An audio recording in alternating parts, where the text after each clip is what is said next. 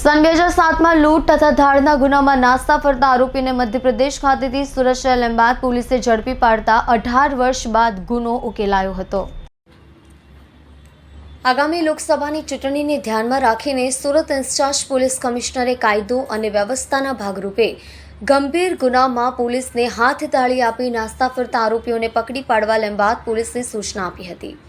શહેર police ઇન્સ્પેક્ટરે technical માર્ગદર્શન હેઠળ નાસ્તા ફરતા આરોપીઓને પકડી પાડવા સારું સર્વેલન્સ પીએસઆઈ જીવી દિહોરા તથા પોલીસ માણસોની અલગ અલગ ટીમો બનાવી નાસ્તા ફરતા આરોપીઓને પકડી પાડવા વર્કઆઉટમાં હતા। તે દરમિયાન સર્વેલન્સ સ્ટાફના head constable Alkeshbhai Dholabhai, head constable Kanjibhai Hamirbhai, police constable Aniruddhsinh Prahladsinh ને અંગત અને વિશ્વાસુ બાતમીદાર મારફતે મળેલ સંયુક્ત બાતમીને આધારે આરોપીઓનું ચોક્કસ લોકેશન મેળવી લંબાદ પોલીસ સ્ટેશનના લૂંટ અને ધાડના ગુનામાં નાસ્તા ફરતા આરોપી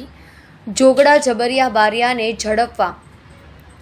જાંબુઆ મધ્યપ્રદેશ ખાતે જઈ હ્યુમન સોર્સ અને ટેકનિકલ વર્કઆઉટ કરી 18 વર્ષે આરોપીની ધરપકડ કરી હતી।